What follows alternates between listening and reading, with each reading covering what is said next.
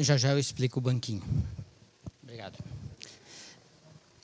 É que o reverendo Otoniel falou que eu podia pregar 2 horas. Eu falei, então tudo bem, então eu preciso de um banquinho. Ué. Primeiro, minha gratidão ao convite do reverendo Otoniel, o conselho e a confiança de me ter aqui novamente. Aqueles que chegaram depois do ano 2000 não me conhecem, mas toda a minha história de ministério, de aprendizado, de desenvolvimento, de treinamento, faz parte da minha história nesta igreja, num processo de aprendizado. Então, minha gratidão à igreja pela paciência que tiveram de me suportar nos primeiros anos, em que desesperadamente eu precisava pregar, porque senti uma necessidade enorme disso. Então, minha gratidão à igreja. Fui ordenado aqui e depois disso fui para a 6ª Igreja Presbiteriana de São Bernardo, onde estou até hoje. E aqueles que estiveram aqui no começo do mês tiveram a oportunidade de conhecer um filho da igreja de lá, né? Reverendo Guilherme, que esteve com vocês aqui, é pastor lá conosco. O banquinho, só para vocês não ficarem preocupados com as 2 horas, se bem que amanhã é feriado e tem um relógio bem grande ali para mim, está tudo certo. Em fevereiro nós tivemos o retiro da igreja e a minha querida esposa dizia para mim, bem, emagrece, que você vai para o retiro, vai querer jogar bola, você vai se machucar. Eu falava, não tem problema. Ela faz que eu fazia assim. Eu fazia, não tem problema. Vai ser um machucadinho, isso recupera. Eu rompi parcialmente o tendão da perna direita, fiquei 2 meses de cadeira de roda, dei trabalho para ela e até agora estou pregando sentado. Mas estou bem, estou andando dando pouca mancada, mas manco ainda. Então, para mim é uma alegria estar com a igreja, que é minha igreja, que é nossa igreja mãe. A minha conversão se deu em 80, através do ministério evangelístico da minha atual esposa, com quem estou há 43 anos casados. Né? Então, estamos aí. E ao ver a igreja completando 37 anos, a Carolina, que foi a primeira criança nascida no processo depois da divisão, ela completou também 37 anos de vida, que é a nossa caçula. Então, assim é nossa vida. Só para terminar o currículo, são 3 filhos, 5 netos, e uma nora e 2 genros. Então, e agora mais 2 netos que vieram já crescidinhos do casamento da nossa caçula. Eu escolhi para esta noite a carta de Paulo a Filemon. Nós faremos a leitura da carta de Paulo a Filemon, ela inteira. E eu uso a versão NAA, Nova Almeida Atualizada. É muito parecido com a que vocês usam ARA? É muito parecido com a atualizada, tem umas pequenas diferenças. Carta de Paulo a Filemon. Para vocês encontrarem, eu vou dar um tempinho, porque ela fica escondida aí. E talvez é uma carta que a gente não tenha costume de lê-la. Carta de Paulo a Filemon. Paulo, prisioneiro de Cristo Jesus, e o irmão Timóteo, ao amado Filemon, que é também nosso colaborador. A igreja que se reúne em sua casa, a irmã Áfia e Arquipo, nosso companheiro de lutas. Que a graça e a paz de Deus, nosso Pai, e do Senhor Jesus Cristo estejam com vocês. Dou graças ao meu Deus, lembrando sempre de você nas minhas orações, porque tenho ouvido falar da fé que você tem no Senhor Jesus e do seu amor para com os santos. Oro para que a comunhão da fé se torne eficaz no pleno conhecimento de todo o bem que há em nós, para com Cristo. Pois, irmão, o seu amor me trouxe grande alegria e consolo, visto que o coração dos santos tem sido reanimado por você. Pois bem, ainda que eu sinta plena liberdade em Cristo para ordenar a você o que convém ser feito, prefiro, no entanto, pedir em nome do amor, sendo que sou Paulo, o velho, e agora também prisioneiro de Cristo Jesus. Faço um pedido em favor do meu filho Onésimo, que gerei entre algemas. Antes ele era inútil para você, atualmente, porém, é útil para você e para mim. Eu estou mandando de volta você. Ele, quero dizer, o meu próprio coração. Eu queria conservá-lo comigo, para que ele me servisse em seu lugar nas algemas que carrego por causa do Evangelho. Mas não quis fazer nada sem o seu consentimento, para que a sua bondade não venha a ser como que uma obrigação, mas algo que é feito de livre vontade. Também talvez ele tenha sido afastado de você temporariamente, a fim de que você o receba para sempre. E não como escravo, mas muito mais do que escravo, como irmão caríssimo, especialmente de mim e com maior razão de você, quer como ser humano, quer como irmão no Senhor. Portanto, se você me considera companheiro, recebe-o como receberia a mim. E se ele causou algum dano a você ou lhe deve alguma coisa, ponha tudo na minha conta. Eu, Paulo, de próprio punho, escrevo isto: eu pagarei. É claro que não preciso dizer que você me deve a própria vida. Sim, irmão, que eu receba de você, no Senhor, este benefício. Reanime o meu coração em Cristo. Certo estou da sua obediência, escrevo a você sabendo que fará mais do que estou pedindo. E ao mesmo tempo, prepara-me também pousada, pois espero que por meio das orações de vocês, eu lhes seja restituído. Epáfras, prisioneiro comigo, em Cristo Jesus, Marcos, Aristarco, Demas e Lucas, meus colaboradores, mandam saudações a você. Senhor nosso Deus e Pai, Senhor, nós agradecemos as Escrituras Sagradas, te agradecemos a carta de Filemon, que foi conservada e colocada nas Escrituras, para que tivéssemos acesso a ela e que fôssemos edificados por ela. Sabemos que o que traz a paz e o que traz crescimento espiritual é a tua palavra inspirada. Mas pedimos a iluminação do Espírito Santo para aquilo que temos preparado nessa noite, que possa falar ao coração e edificar a igreja. É isso que pedimos em nome de Jesus. Amém. Existe nas tradições mais antigas da igreja a menção desses personagens desta carta: Filemon, Áfia, Arquipo, Onésimo, Paulo, obviamente, né? E no segundo século, no tempo de um pai da igreja chamado Inácio de Lyon, houve também um Onésimo. Ele foi pastor na igreja de Éfeso em cerca do ano 110. Né? Então, este Onésimo que trabalhou na igreja no ano de 110, ele foi muito operoso em toda a região da Ásia. E quando a gente lê a carta, a gente precisa saber que Filemon morava em Colossos, que fica cerca de 1,5 km por aí, distante de Efésios. Paulo efetivamente não visitou a cidade de Colossos. Essa igreja na cidade de Colossos provavelmente tenha sido implantada por Epáfras. Então Paulo tinha um ministério longo na cidade de Éfeso, tinha lá um seminário, né? Ele ficou 3 anos lá ensinando, e toda aquela região então indiretamente foi evangelizada por Paulo, e igrejas foram formadas ali na região. E Colossos é uma desta igreja. Apesar de Paulo não tê-la visitado, ele tinha um grande relacionamento com essa igreja. E a tradição diz que em Éfeso foi encontrado um conjuntinho de cartas. Então foram lá encontradas, a arqueologia encontrou que a carta de Efésios, a carta de Filipenses, a carta de Colossenses e esta cartinha de Filemon faziam parte desses guardados na história da igreja. E eu consigo olhar para Efésios, Colossenses e Filipenses a entender que a igreja tenha guardado. Mas quando a gente olha para a carta de Filemon, assim, o que tem na carta de Filemon? É uma carta pessoal de alguém pedindo para que outro alguém receba de volta um escravo. Este é o resumo da carta.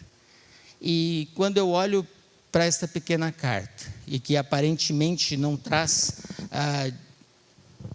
ensinos teológicos, eu preciso cavar nela e tentar entender o que está por trás de toda essa história de Paulo, o que é que o Espírito Santo, quando Paulo, inspirado por ele, escreveu esta carta, e por que esta carta, apesar de ter havido muita discussão se ela faria parte ou não da Bíblia, e felizmente depois de um acurado exercício dos eruditos da época, chegaram à conclusão que Filemão deveria fazer parte da nossa Bíblia. Então, já que ela passou por todo esse crivo, já que ela faz parte de cartas guardadas, já que ela é uma autêntica carta de Paulo, ela tem uma mensagem, tinha uma mensagem naquela época e tem uma mensagem para nós hoje. E é esta mensagem que eu gostaria de extrair da Escritura. É uma carta pequena, é uma história de Filemão, um homem rico, e a gente sabe que ele é rico pelo que está na carta. Alguém que tem uma casa, que pode ter na sua casa uma igreja de uma cidade, alguém que tem escravos, e que um escravo lhe rouba dinheiro e foge, significa que ele tinha bens. Então nós temos aqui uma família, né? Nós temos Filemão, nós temos Áfia, sua esposa, e Arquipo, seu filho. Então, esses eram colaboradores de Paulo e foram esteio no ministério dele. No tempo em que Paulo escreve esta carta e as outras 3 que eu citei, Efésios, Colossenses e Filipenses, Paulo estava preso em Roma. E naquela prisão que era a prisão domiciliar. A gente viu bastante isso no Brasil nos últimos anos, prisão domiciliar, então fica mais simples da gente entender este contexto lá. Como Paulo era cidadão romano, ele foi preso, ele foi recorrendo, pedindo recursos, chegou a César, e enquanto ele aguardava o julgamento, ele poderia ficar numa casa que ele mesmo alugaria. Então ele ficou em prisão domiciliar. E este rapaz, chamado Onésimo, ele rouba Filemão lá em Colossos e foge. Então, distâncias aqui são importantes, Se Éfeso estava distante de Colossos cerca de 15 quilômetros, eu disse 1,5 km, mas cerca de 15 quilômetros, que era perto, Roma ficava distante de Colossos 1.500 quilômetros. Então, eu preciso imaginar que Onésimo não roubou pouca coisa, porque ele tinha que pagar uma viagem de 1.500 quilômetros, que não era barata na época. Depois ele tinha que subornar alguns guardas, porque evidentemente ele seria questionado em alguns momentos, e ele precisaria se sustentar em Roma, que tinha cerca de 1 milhão de habitantes na época. Então, penso eu que Onésimo imaginou, fujo 1.500 quilômetros longe de casa, num lugar onde tem quase 1 milhão de habitantes, eu vou passar sem que ninguém me perceba. Mas Deus, no seu capricho, e nós não sabemos se acabou o dinheiro de Onésimo e ele precisou procurar socorro em alguém.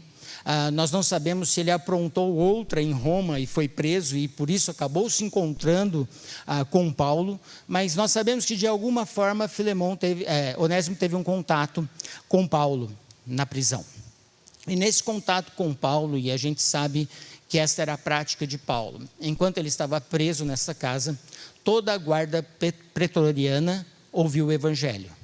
E se Onésimo foi para casa com Paulo, certamente ele ouviria a pregação do evangelho. E se ele ficou algum tempo ali, ele ouviu muito de Cristo Jesus.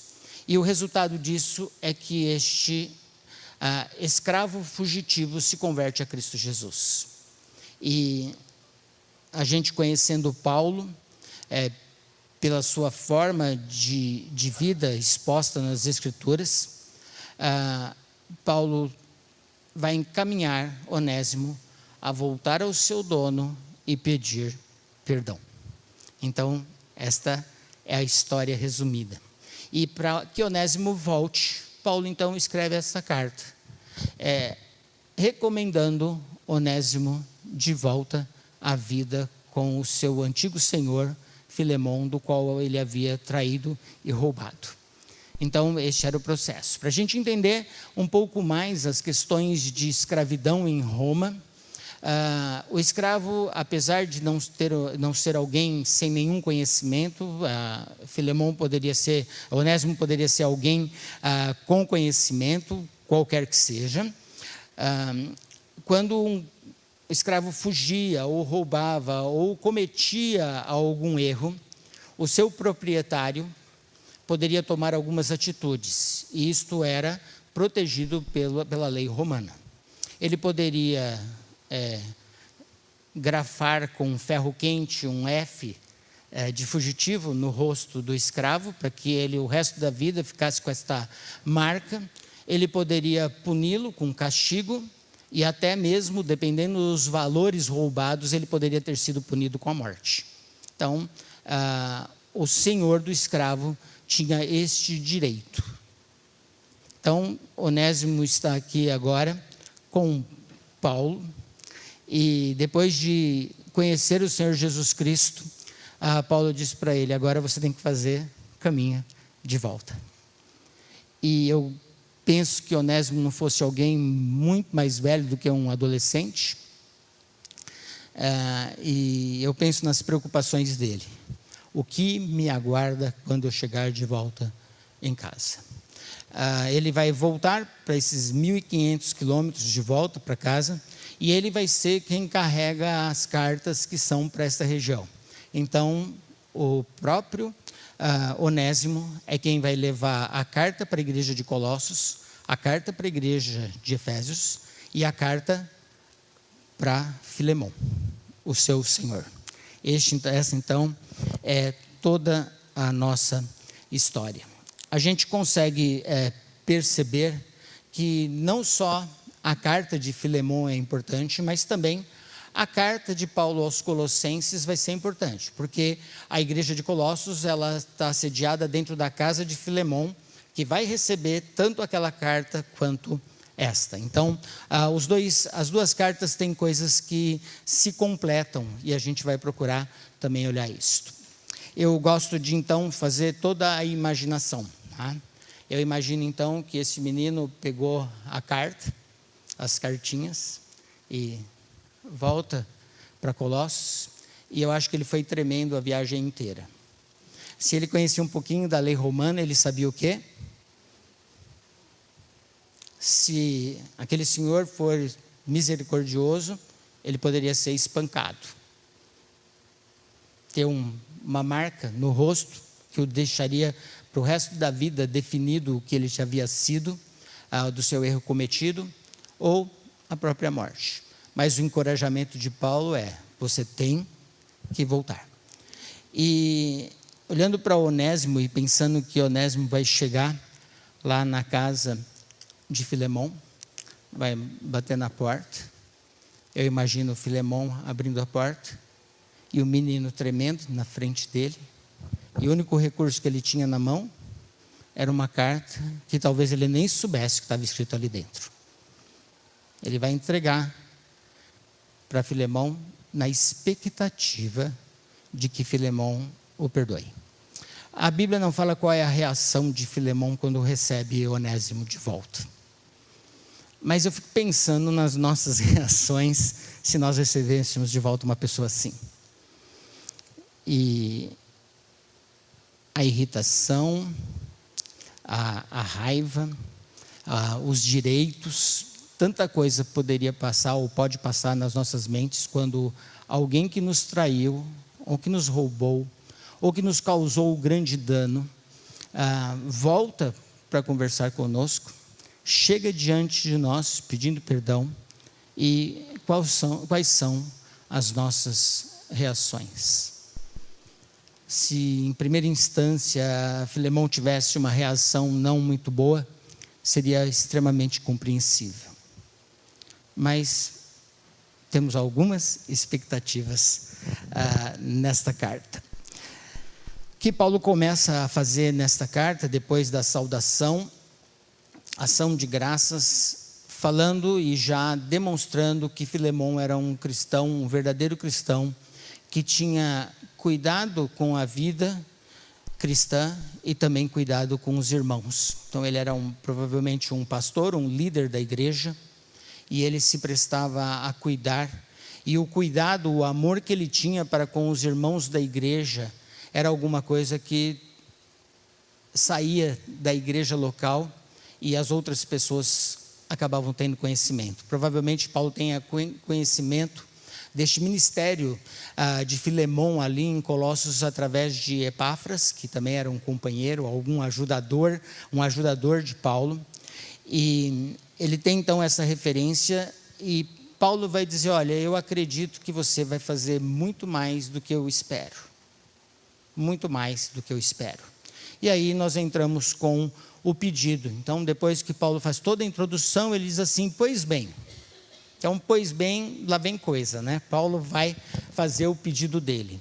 Então, eu imagino aqui, Filemão ajoelhado na frente da porta ainda, Onésimo ajoelhado na frente da porta, Filemão abrindo a carta, que levou cerca de 3 minutos para ser lida aqui, leu a carta, e aí ele tem que tomar a decisão que vai fazer diferença na vida daquele menino. A decisão, então, está nas mãos do seu Senhor. Mas a expectativa de Paulo e o pedido de Paulo, ele é muito importante. Paulo não trata de teologia porque é uma carta extremamente pessoal. A gente percebe que o relacionamento de Paulo com Filemão é muito próximo. Assim como Onésimo tinha se convertido pela instrumentalidade de Paulo, nós temos um Filemão também, que é pastor na igreja de Colossos, que está em sua casa, que também havia sido alcançado por Cristo Jesus, por intermédio do ministério de Paulo. Então, Paulo, como apóstolo, e aqui nós estamos não como um pastor, mas como apóstolo e amigo, ele fala, não só eu poderia te ordenar o que você deve fazer, mas eu gostaria que você fizesse com consciência. E quando Paulo pede para que Filemão tenha consciência do que ele precisa fazer, Paulo começa a mostrar de forma prática como a gente aplica o evangelho nas nossas vidas. Ele vai apelar para o senso da conversão e o preço que Filemão custou, não para Paulo, mas para Deus. Custou a morte de Cristo Jesus. Então, o apelo de Paulo não está na obediência ou no que se deve fazer, mas no que um cristão faz quando entende que recebeu perdão, graça, por pecados que não poderiam ser pagos de forma alguma com uma vida inteira. Fomos salvos e lavados e perdoados dos nossos pecados pela morte e derramamento de sangue de Cristo Jesus. O próprio Deus encarnado, que não tinha pecado e que não merecia a cruz, e que assumiu no nosso lugar a cruz, substituiu-nos naquele lugar. Este é o apelo de Paulo. Ele fala, eu quero que você olhe para alguém, e é interessante o trocadilho de palavras que Paulo faz, porque a tradução da palavra onésimo é útil. E quando pensamos em um escravo que rouba e foge, ele se torna inútil. E o que é inútil deve ser descartado. Este é o jogo que Paulo faz. Um dia ele foi inútil. O que deveria ser útil foi inútil. Mas agora, lavado pelo sangue de Cristo Jesus, ele volta a ser útil. Não só para você, mas também para mim. Com certeza Paulo viu alguma coisa em Onésimo que vai além daquilo que a gente pode ver nas reações. Então nós não sabemos quanto tempo Onésimo ficou com Paulo, mas nada nas escrituras fala de Onésimo, né? Onésimo, Filemão, essas pessoas não aparecem mais na escritura, mas nós temos indícios na história de algumas coisas que eu vou deixar para o momento da conclusão. Quando Paulo pede então para Filemão perdoar o seu escravo que um dia foi útil e que agora seria útil, que considerasse isto, Filemão tinha que pesar algumas coisas. Perdoar é abrir mão daquilo que é seu direito. É isso que está acontecendo. O escravo roubou? Roubou. O dinheiro tem que ser devolvido? Tem. O escravo pode ser punido? Pode. Filemão tem todos esses direitos? Tem. O que Paulo está apelando então é para que Filemão abra mão dos seus direitos de vingança, do exercício da lei, seja misericordioso e aplique neste momento a demonstração daquilo que o Espírito Santo faz na vida do cristão, que são os frutos do Espírito. Então, o fruto do Espírito, eu consigo pensar aqui em amor, bondade, benignidade, mansidão e principalmente domínio próprio, porque a vontade seria voar no pescoço. Obrigado. Alguém está comigo, né? A vontade seria voar no pescoço de Onésimo. Então, quando eu começo a entrar no assunto da carta e ver o que Paulo está falando, ele está dizendo para Filemão, é nesses momentos que o verdadeiro cristão mostra que é convertido. Quando ele entende o que foi feito por ele na cruz e aplica isso no relacionamento com as outras pessoas. Perdoar não é um sentimento, perdoar geralmente é uma decisão. E Filemão aparentemente tomou essa decisão. Porque eu entendo que Filemão tomou a decisão de perdoar Onésimo. Não só pelo pedido de Paulo, mas também pela história. Se no ano 110 tinha um pastor em Éfeso chamado Onésimo, e esse pastor andou em toda aquela região da Ásia.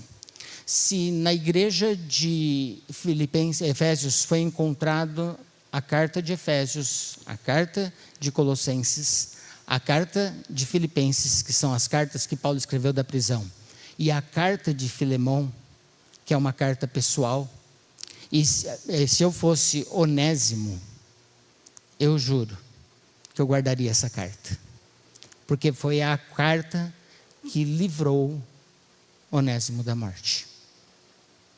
Então, acredito que aquele pastor que pastoreou Éfeso, no ano de 110, depois que tudo já havia passado, o Apocalipse já tinha sido escrito, ele tenha guardado com muito carinho a carta que trouxe a ele a oportunidade de uma mudança de vida.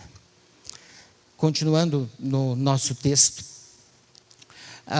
Paulo escreve algumas coisas que são extremamente importantes aqui. Versículo 17 em diante até 19, ele diz assim: portanto, se me considera companheiro, recebe-o como receberia a mim. E se ele te causou algum dano a você, ou lhe deve alguma coisa, ponha tudo em minha conta. E eu, em letras grandes, escreverei: eu pagarei. Se você fizer uma relação direta desta carta com a carta de Colossenses que Paulo escreveu, e sendo Filemão o pastor da igreja de Colossos, provavelmente ele mesmo faria a leitura desta carta. E eu queria destacar 2 textos nesta carta de Colossenses, que foi recebida junto da carta de Paulo a Filemão. Colossenses 1, versículos 22 e 23. Colossenses 1, 21 até 23.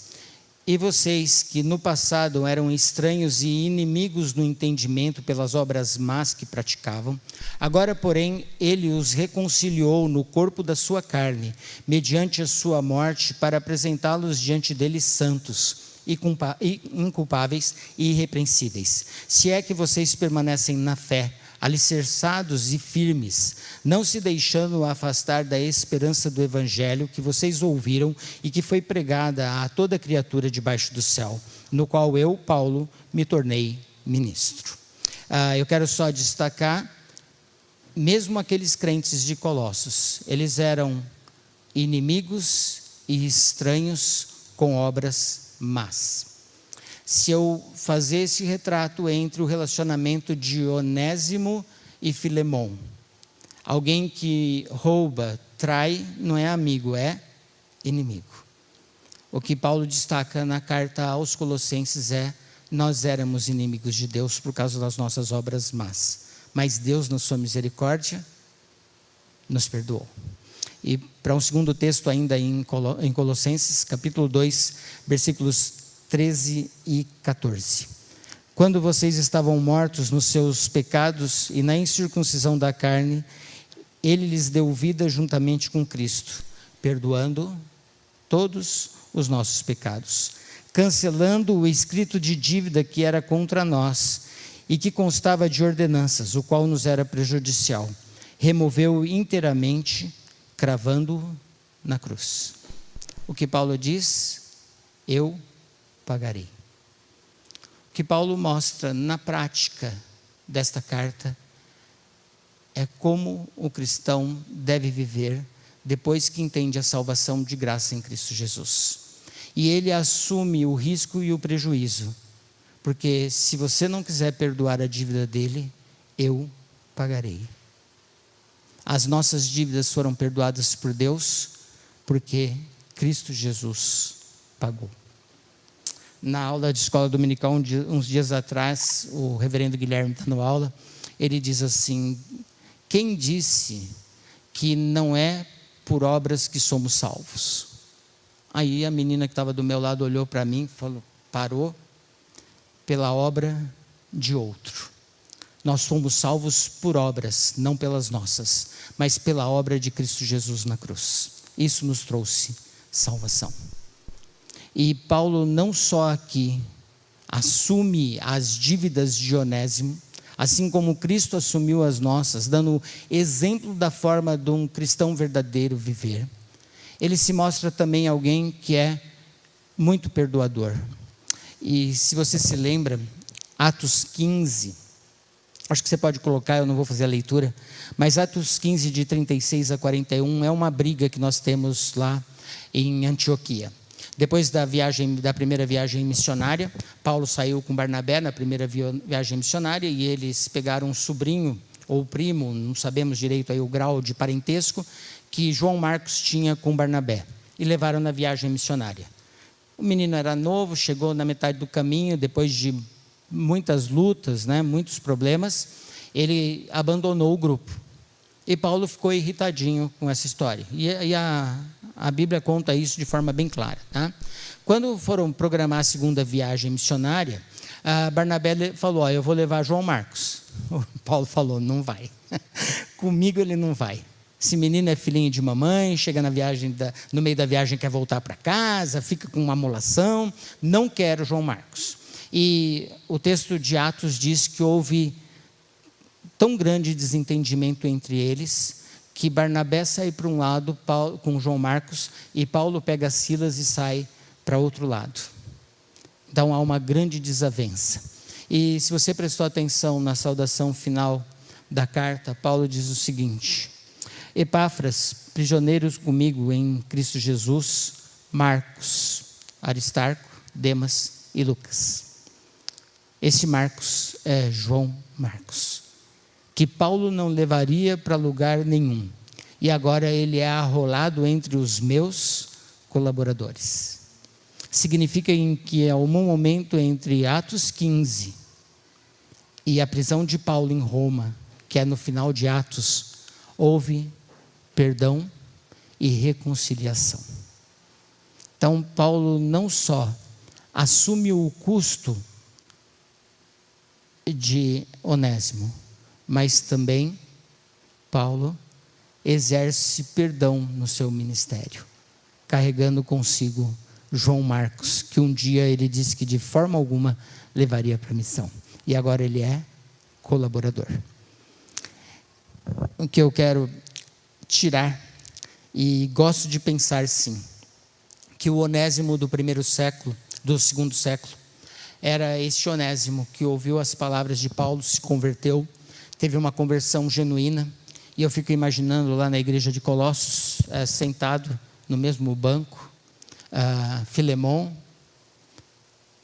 Onésimo, todos juntos louvando a Deus, tomando a ceia, dividindo o cálice, porque houve perdão, houve progresso. E este menino, que se foi ele, No ano de 110, ele teria cerca de 65 anos, um pastor de Éfeso, e ele guarda essas cartas. E só o capricho deste homem de Deus guardar essas cartas traz para nós a riqueza de termos na nossa Bíblia a carta de Paulo a Filemão, que ensina de forma prática como o cristão deve viver. Eu quero concluir, e vai me sobrar 1h30 para uma outra oportunidade. Eu quero concluir com Gênesis capítulo 50. Gênesis capítulo 50, de 15 até 21. Gênesis capítulo 50, de 15 até 21. É uma história extremamente conhecida, a história de José, que foi levado para o Egito. A gente sabe o que os irmãos aprontaram quando os levaram para lá. E depois que José se deu a conhecer, eles continuaram aprontando, vocês vão ver isto.